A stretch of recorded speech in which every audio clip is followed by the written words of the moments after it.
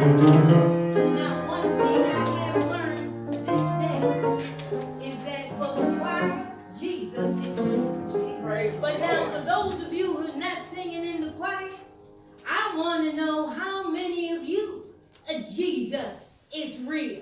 Huh? If he's real, just wave your hand. Huh? If he's real, why don't we sing that one more time? Amen. But this time, like with me. Amen. Huh? I know I'm used to being in smaller congregations. But one thing I know about black folks, we know we can sing. Because we lived it. We know when Jesus is alive. We know when Jesus is real. Come on, let's try that again.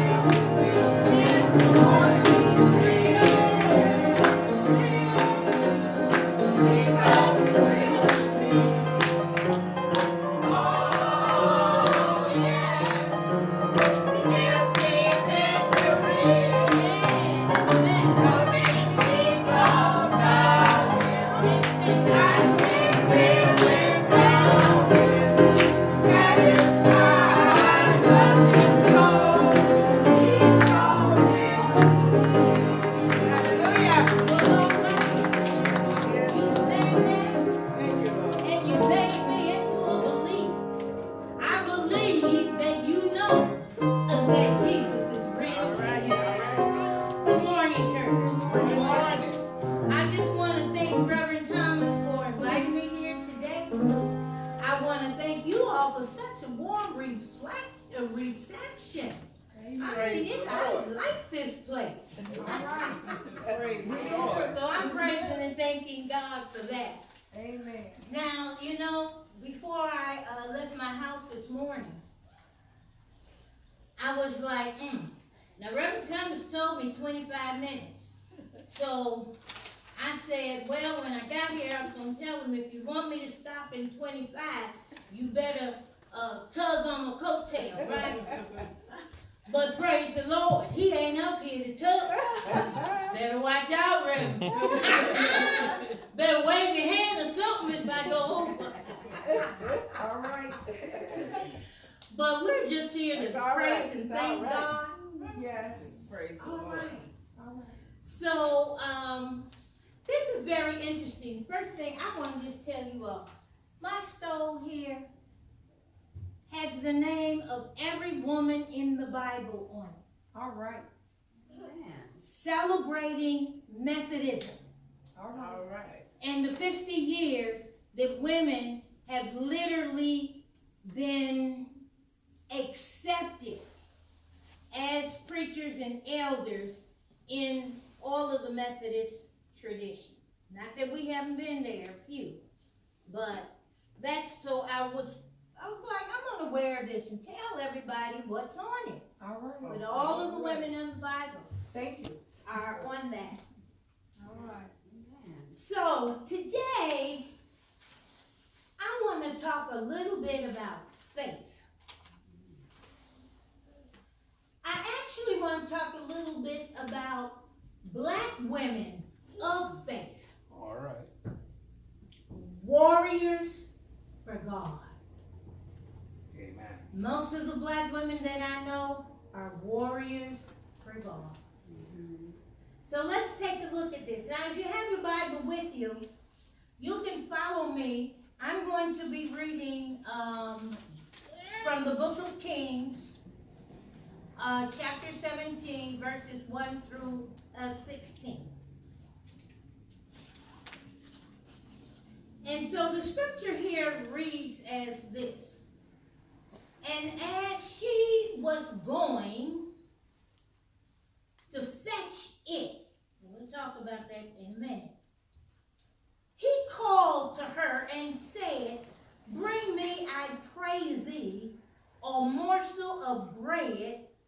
right hand. And she said, as the Lord God liveth, I have not even a cake, but a handful of meal in a barrel, and a little oil in a cruse. And behold, I'm gathering 2 sticks, that I may go in and dress it for me and my son, that we may eat it and die. And Elijah said unto her, fear not, go and do as thou hast said, but make me thereof a little cake first, and then bring it unto me, and after make for thee and for thy son. For thus said the Lord God of Israel, the barrel of meal shall not waste, neither shall the cruse of oil fail, until the day that the Lord sendeth rain upon the earth. And she went and she did according to the saying of Elijah. And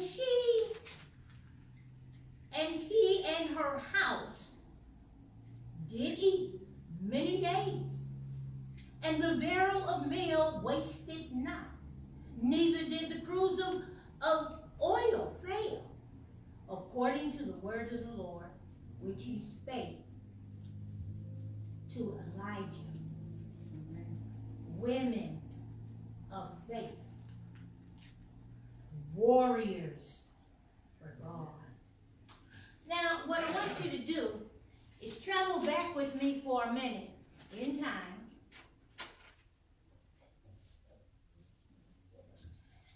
And this is going to be kind of like once upon a time. To me. Oh my gosh, we don't even know her name. Oh well. Anyway, I do know a few things about her. She lived in Sarepta in Sidon, which is a seafaring town just north of Israel. I know that she wasn't a Jew, but she had some history and knowledge of Jewish people. I know that she used to be married, but she was now a widow, living in a small house in the part of the city that was reserved for the less financially secure of people. I know she owned a cruise. I'm sorry. That's a small pottery jar. For some of you who don't understand the biblical terminology all of the time. And what I do know is that that jar held precious oil. In today's language, however, we wouldn't call what was in the jar precious oil. We'd call it butter. What you did now? You thought I was going to say oil just because some of you know the Bible so well, and you know that in this part of the country, it was rich in olive trees. So of course you just thought olive oil. I know. But I also know that she owned a little bit of mess of flour. Not much. Okay. Now, come on now. Don't give me that look. You black. You know what a mess of something is. You cook. And even though the cookbook would have talked maybe about a cup of flour, even back in the biblical days, they would call it a mess of flour. So we're going to be casual here. But let's get real. You know, in regular conversations, you are not going to say a cup of flour. You know, that's not our language. You're going to say a mess of flour or something like that, and then everybody here will understand exactly what you're talking about. Okay? Those were the tools that God had given this woman to work with. Now, me personally, I love this story because it explores her God-given given gifts and her faith. All right. Now, if you later on go back and read this story very carefully, you're able to see that this unknown woman had a lot of gifts that culminated in a lot of faith in terms of what it was that she did. She had the gift of hospitality. She had a gift of giving. She had a gift of serving. She had a gift of wisdom. She had a gift, of course, of faith, because you can't use most of those other gifts without faith. All right. She had a gift of administration. She had a gift of discernment. And we run around talking about the gift that God gave us. That ain't right. God has never given anybody only one gift. All right. And the Bible don't even talk about it like that. He's like gifts. Yes. Not one. All right. He had given this woman a lot of other tools to work with. Yes. That I don't even think she knew she had. I think they were lying dormant in her, but nonetheless, she did have that.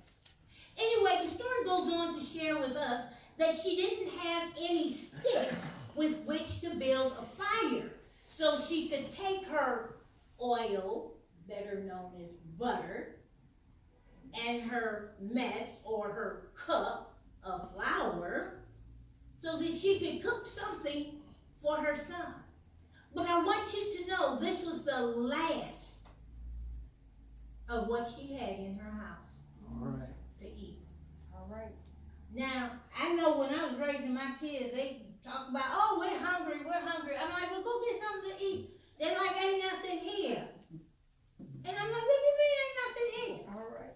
And I'd walk back to the kitchen and I'd open up the cupboard and some of the my refrigerator. A whole bunch of food was in there. I'm like, what are you talking about? No, we talking about ain't nothing to eat that we like. That's the difference. I'm telling you, this is all she had in her house. That was it. Okay? So, in order for her to be able to cook it, she needed to go find some sticks so that she could build a fire, start a fire, and do her cooking. But in order for her to find sticks, she had to walk quite a distance to the town gate to gather up some sticks that she didn't have any. There were none around where she was. All the other people had gathered up, and so she just had to keep walking further out until she could find some. Well, you know, do you all remember the part in the Bible that says that God gave gifts through faith to people? Y'all remember that? Anyway, God had given our unknown woman some gifts whereby she could use and be a blessing to both herself and her son. God today, through the death and resurrection of Jesus Christ, is also giving gifts to you.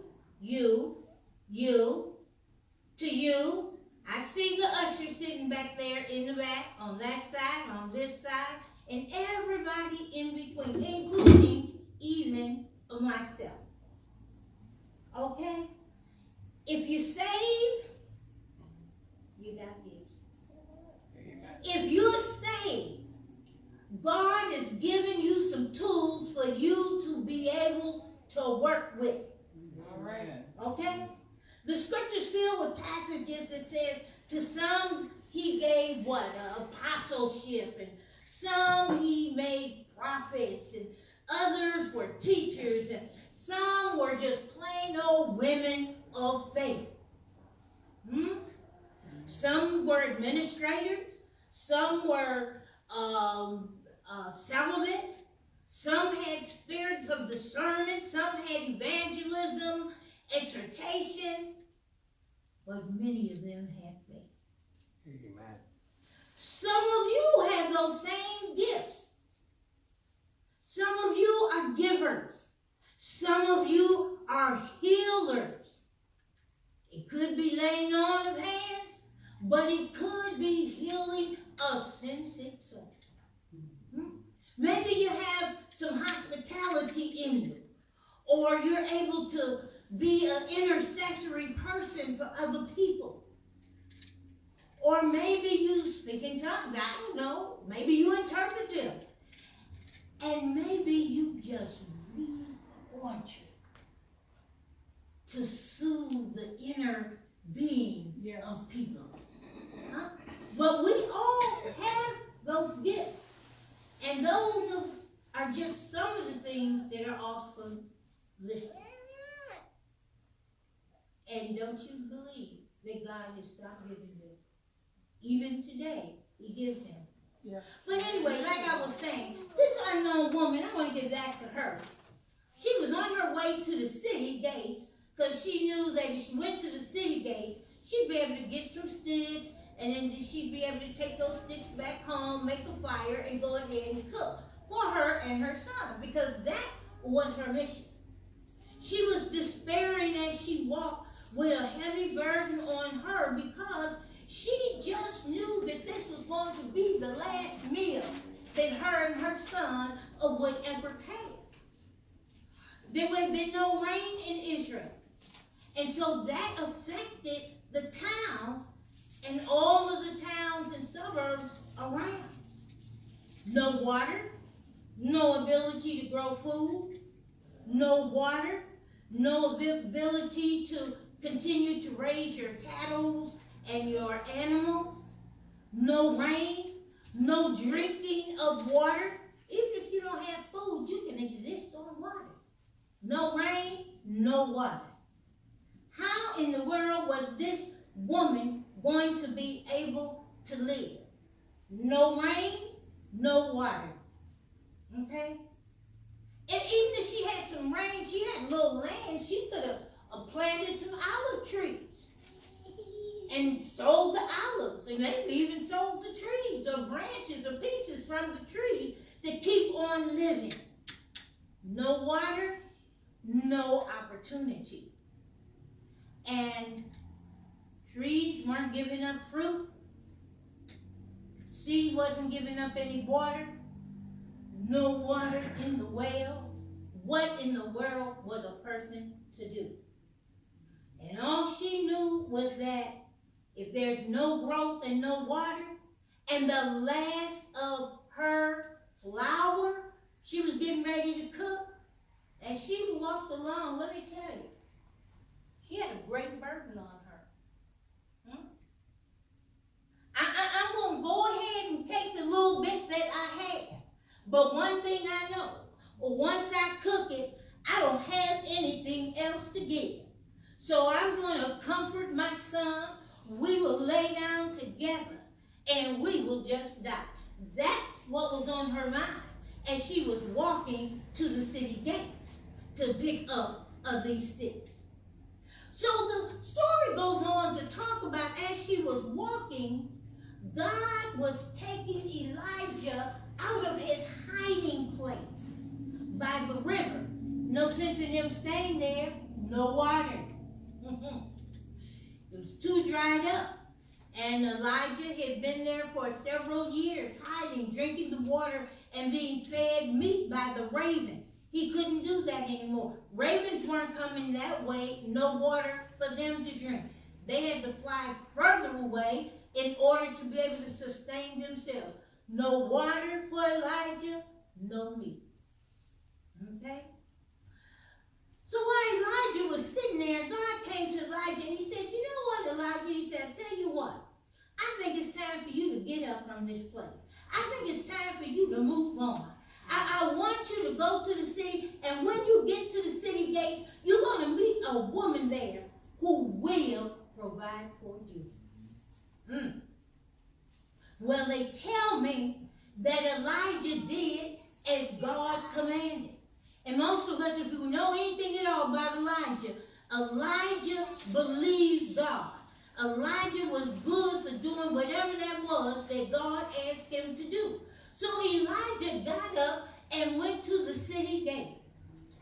And what they said was that, Elijah, when you get there, there's going to be a woman there waiting for you. And she is going take care of you. How's she gonna take care of him? She walking along trying to figure out how she gonna take care of herself. Am I right about it? Okay. But God said she take care of Elijah. So when she walked up there and Elijah took a look at her and he said, this woman looks hungrier and thirsty than I do. How's she gonna take care of me? All right. Don't look like she has very much. She didn't even have fuel supply with which to bake her cake of bread. But I'm going to tell you something, church. God heard her silent cries, and God began to work with her. Oh, God allowed this woman to meet Elijah. A woman, Elijah said to her, fetch me a cup of water. And before she knew it, she forgot about her own sorrows. And she went over to a well that still had water in it and drew up a cup and brought it back to Elijah. She didn't even know who he was, but she dropped her own task to take care of him. And then, I bet you she didn't even know gifts that God had given her that he was using, the faith that was even in her that she was using at that time. But you know what? God had brought her and Elijah together just so that he could strengthen her faith. Just so that she could rekindle her faith and no longer think and worry about dying. Oh, he wanted to stir her up. Stir up that gift of faith in her so that she could then be a blessing to somebody else. Well, I tell you, and that she got to the gate, gave Elijah the water, and then she went on about her business to start picking up the few sticks that she needed to take care of her and her son. But they tell me that there was something in her, something that took her eyes back to Elijah. And when she did, Elijah wasn't worried about her or her son. Elijah spoke to her and said, now, woman, bring me some bread. Bread, she repeated. Sir, I would gladly bring you some bread, but I only have enough for a small cake.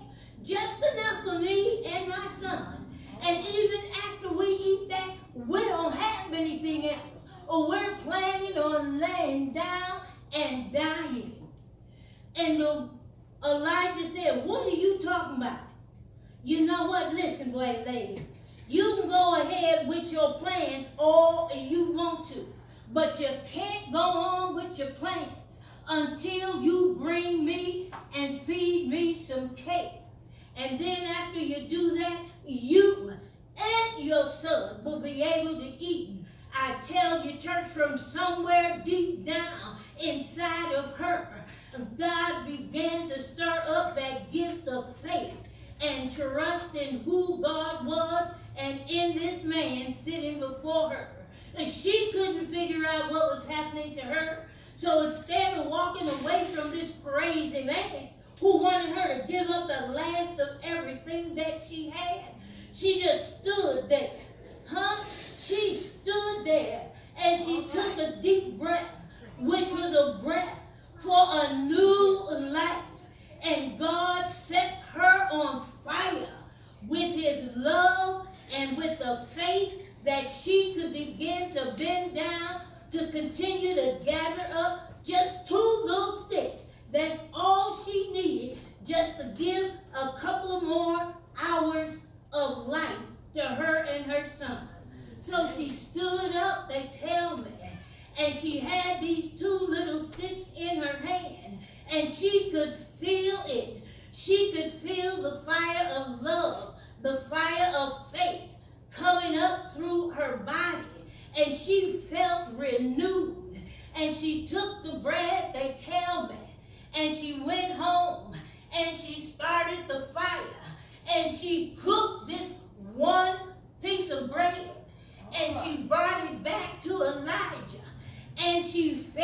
to him, and he was doing all right. And they tell me she went on back home. She didn't know what to do. She didn't know what to do because her last hope of ever continuing to live in her mind had been gone. But oh, when she got to her house, when she got to her house, she looked in her little barrel, and lo and behold, it was totally filled up with flour. Woo! I want to thank God. Huh? Nothing like having faith and trusting in God. And just even when you don't see it, you got to know that it's there anyhow. Y'all hear me? Oh, yeah.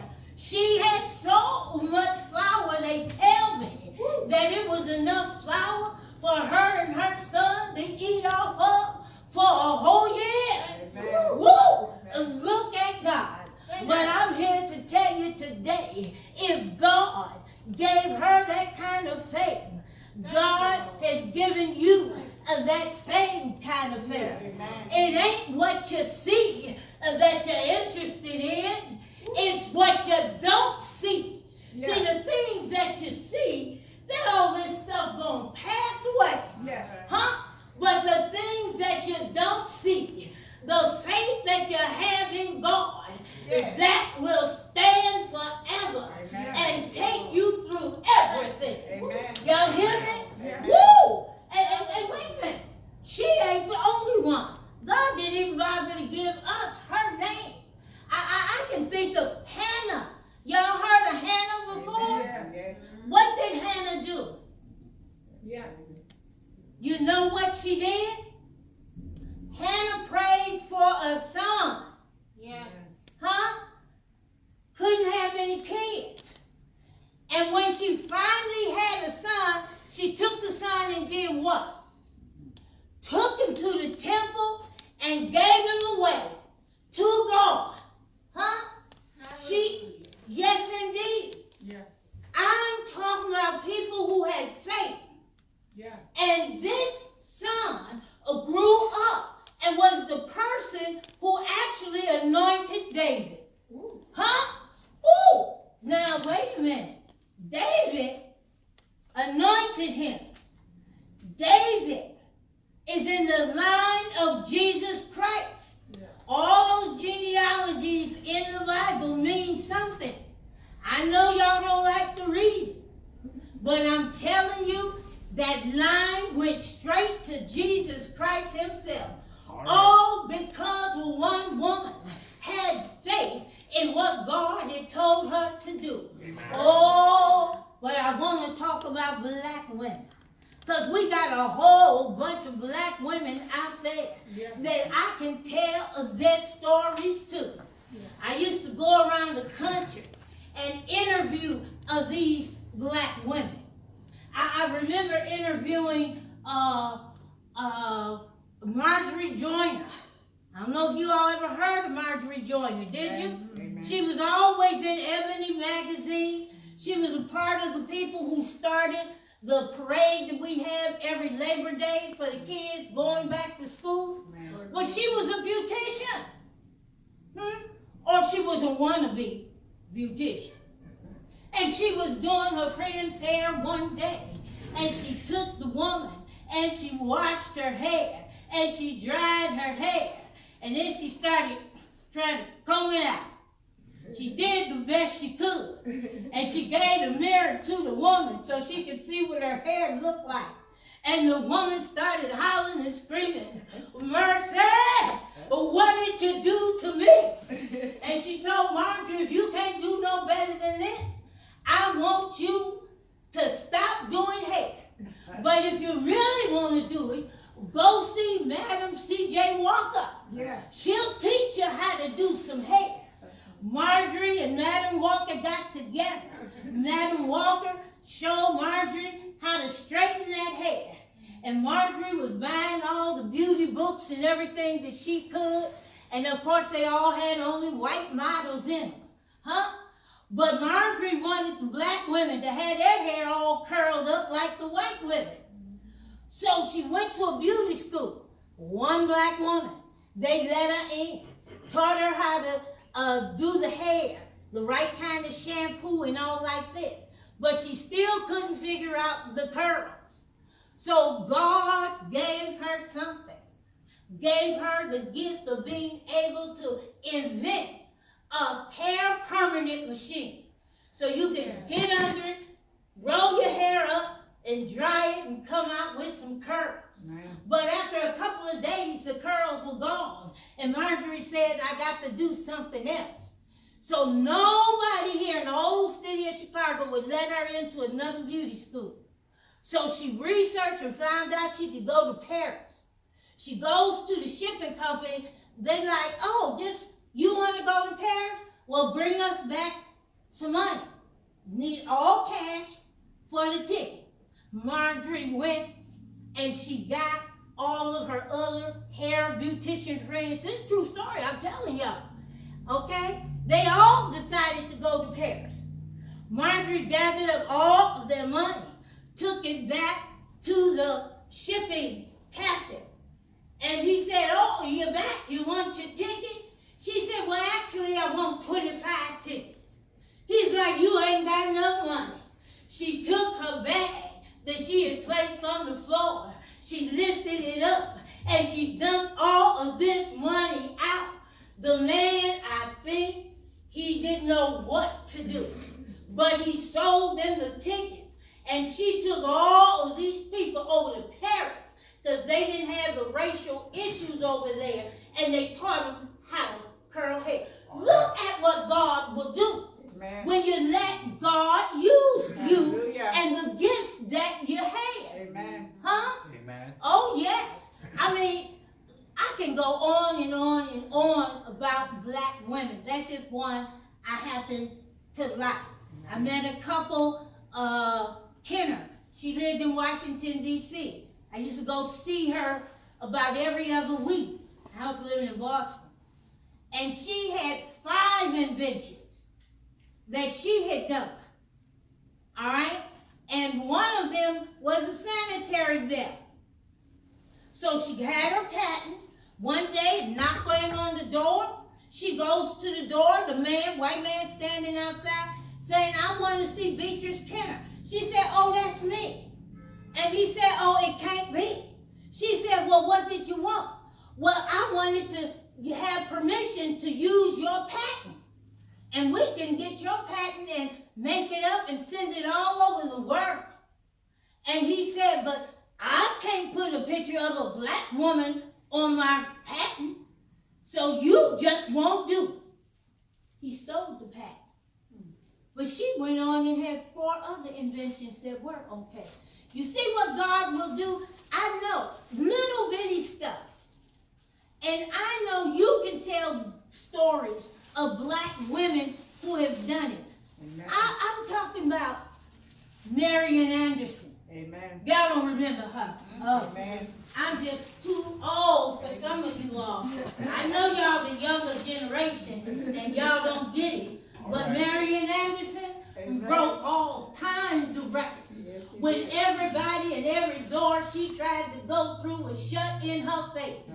God opened up Carnegie Hall for her. And let her sing. And when she did, the whole world got an opportunity to see what she could do. That's just some of what God has done for us. I even look at Michelle Obama. Now, I know y'all ain't too young to know her. Huh? First black woman in the White House. Huh? There was a time if you were in the White House, the only thing you could do was scrub and cook. Huh? Look at what God has done for us. Because of the faithfulness of her and her husband to let God work in their life. If God did it for them, God will do it for you. He'll do it for your grandkids. What do you need from God? Huh? You need to ask some of these other black women that have gone on before you what God has done for them. Okay? I can think of all kinds of singers. I like Oprah Winfrey. She was named the #1 top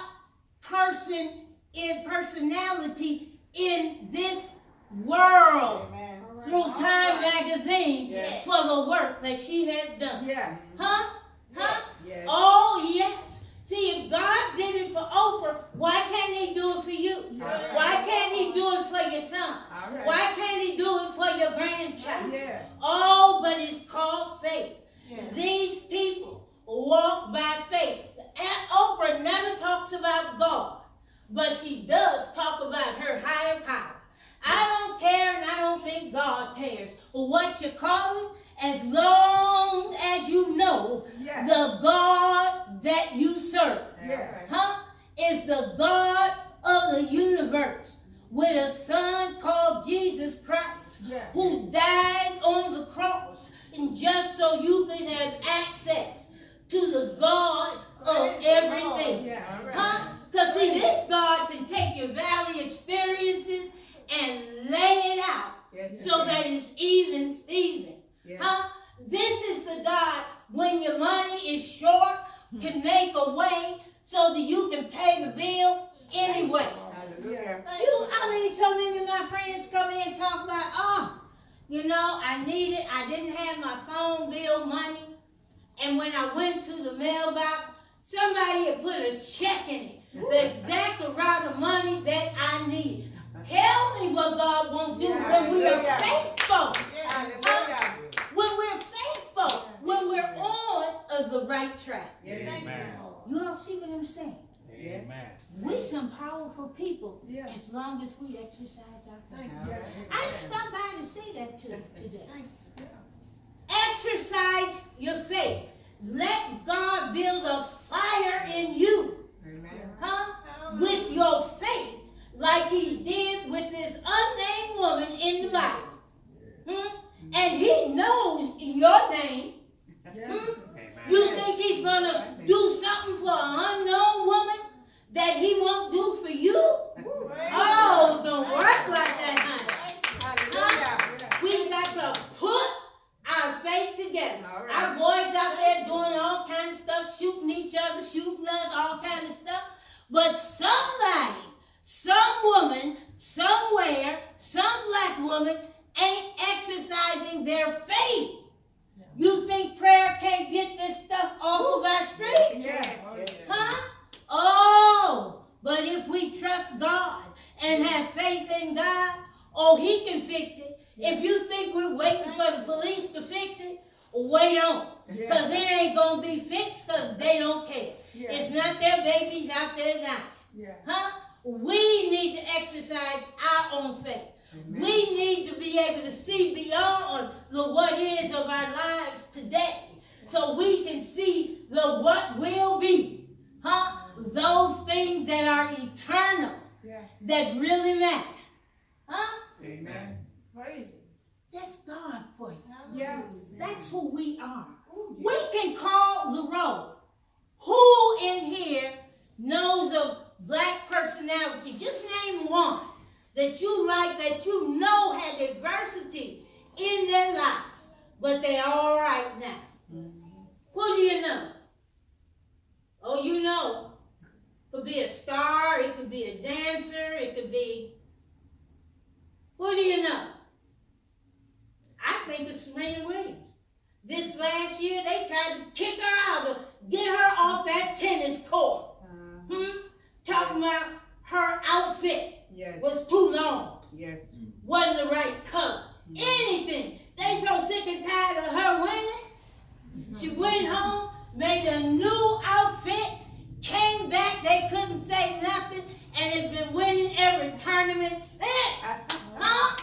That's God power. All right. That's faith in what God can do in our lives. Come on, name some more. Mahalia Jackson. She had her adversities. Come on, y'all know these people. Who else do you know? Y'all know these people. You just got finished with Black History. Martin Luther King. Well, he is one. But I'm going to tell you something. He's a man. You said woman. Heard about Oh, honey, Harriet. She didn't care. She ran her railroad up and down and got all of those people out of slavery. You think she did that on her own by herself? I don't think so. All right. Yes, indeed. I love it. Rosa Parks. Rosa Parks. Right. She was so tired and she sat down and held her ground. They put her in jail. And Rosa was like, come on, I'll go to jail with you. Of course, she didn't stay very long, and they didn't win their case. Amen. I'm talking about faith in what God can do. And you know what? Lyndon B. Johnson, y'all remember him? Yes. President? Yes. He was more afraid of Fannie Lou Hamer than he was of Martin Luther King. And everybody was scared of King. That's why they were like, he got to go. But when Fannie Lou Hamer went before the Congress and talked about the racism in Mississippi and how those people couldn't vote and everything that was going on, Lyndon B. Johnson got his press people together real fast and cut off all TV stations so that all the stations were focused on him so that he could say what he wanted to say to cut Hammer off because he didn't want the country to know that she was letting the cat out of the bag. But it was too late. She was able to tell her story. And look at what happened to the civil rights movement. Amen. And I hope everybody voted on this last election. Amen.